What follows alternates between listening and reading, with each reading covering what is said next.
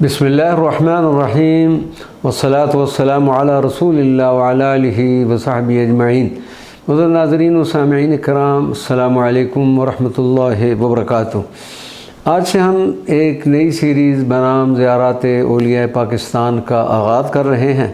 اس series میں ہم نے پاکستان میں جن جن مقامات مقدسہ و مزارات مبارکہ پر ذاتی حیثیت میں حاضری کا شرف حاصل کیا اور پھر ان اولیاء کاملین کے بارے میں جو بھی معلومات اکٹھی کیں وہ انشاءاللہ العزیز آپ کی خدمت میں پیش کی جائیں گی۔ اللہ تبارک و تعالی ہماری اس سعی کو قبول و منظور فرمائے، آمین یا رب العالمین، بجاہ سید المرسلین صلی اللہ علیہ وسلم۔ پشاور میں اولیاء اور صوفیاء کے آستانے۔ صوبہ سرحد یعنی جس کو موجودہ خیبر پختونخوا اور صوبہ پنجاب میں حد فاصل دریائے اٹک ہے، اور خیبر پختونخوا کا دارالخلافہ پشاور ایک قدیمی اور تاریخی شہر ہے جس کی تاریخ ہزاروں سال پرانی ہے۔ پاکستان کے دوسرے شہروں کی طرح پشاور کو بھی یہ شرف حاصل رہا ہے کہ یہاں پر اکثر اولیاء اور صوفیاء کرام برسوں مقیم رہ کر خلق خدا کی رہنمائی کرتے رہے اور لوگوں کو اپنے فیوزات و برکات سے نوازتے رہے۔ پشاور شہر اور اس کے آس پاس بے شمار اولیاء اور صوفیاء کے آستانے ہیں جہاں پر مخلوق خدا اب بھی حاضر ہو کر فیض حاصل کرتی ہے۔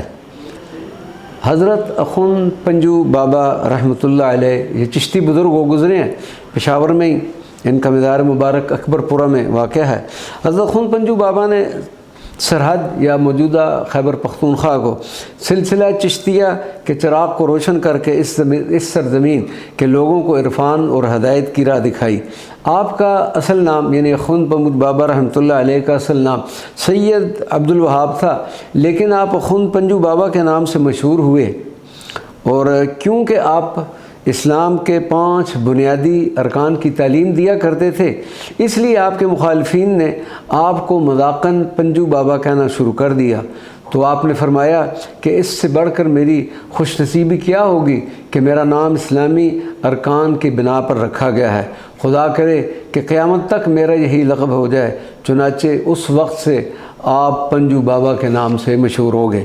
آپ نے اکبر پورہ یہ پشاور سے کچھ کلومیٹر باہر واقع ہے مقیم ہو کر رشد و ہدایت اور درس و تدریس کے عظیم کام کا سلسلہ شروع کیا، اور ہزاروں طالبان علم و معرفت آپ کے روحانی سرچشمہ سے فیض یاب ہوئے۔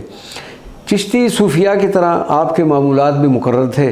نماز فجر سے چاش تک ذکر و فکر میں مصروف رہتے، نماز ظہر کے بعد طلبہ کو درس دیتے، مغرب کے بعد درس قرآن پاک دیتے، اور عشاء کی نماز کے بعد اوراد و وظائف اور مراقبات میں مشغول ہو جاتے۔ حضرت اخوند پنجو بابا اپنے وقت کے مشائخین کاملین میں سے تھے۔ عبادت و عشق میں غرق اور اہل چشت کو سلسلے کو پھیلانے میں ہمیشہ سرگرم رہے۔ آپ نے عہد شاہ جہان میں 95 سال کی عمر میں 1040 ہجری میں وصال فرمایا۔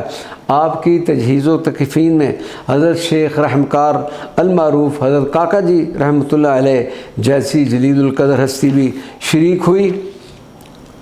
آپ کا عرس مبارک ہر سال 27 اور 28 رجب المرجب کو بڑے اہتمام سے منعقد کیا جاتا ہے۔ الحمدللہ ہمیں آپ کی بارگاہ میں حاضر ہوئی۔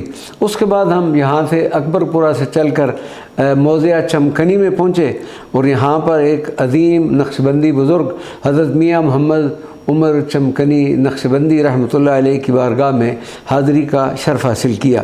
میاں محمد عمر چمکنی بھی اولیاء خیبر پختونخوا کے معروف اولیاء میں سے ہیں۔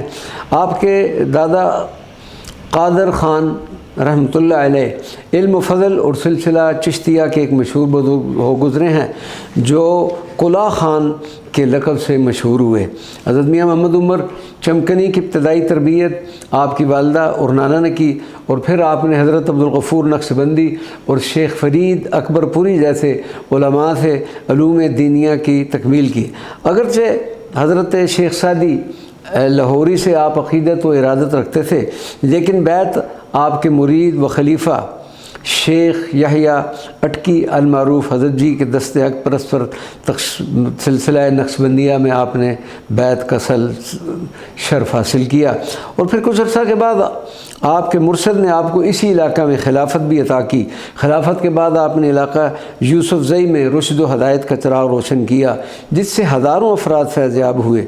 مشہور فرمانروا احمد شاہ ابدالی آپ کے حلقہ مریدین میں شامل ہوا، اور جب وہ ہندوستان پر حملہ آور ہوا تو وہ آپ سے ہی دعا کا طالب ہوا۔ شب بیداری اور مجاہدے کی کیفیت یہ تھی کہ آپ نے موضع چمکنی میں ایک مسجد بنوائی، اور اس کے ایک الگ حصہ میں آپ رات کو عبادت میں مصروف رہتے۔ صبح کو مسجد چمکنی کے طلباء کو درس دیتے، اور سارا دن امر بالمعروف اور نہی عن المنکر کا سلسلہ جاری رہتا۔ آپ کا وصال مبارک رجب المرجب 1190 ہجری میں ہوا، اور موضع چمکنی میں آپ کو دفن کیا گیا، جہاں آج بھی آپ کا مزار مرجع خلائق ہے۔ اللہ تبارک و تعالیٰ ان اولیاء کاملین کے ہمیں فیوزات و برکات نصیب فرمائے۔ وما علینا الا البلاغ المبین۔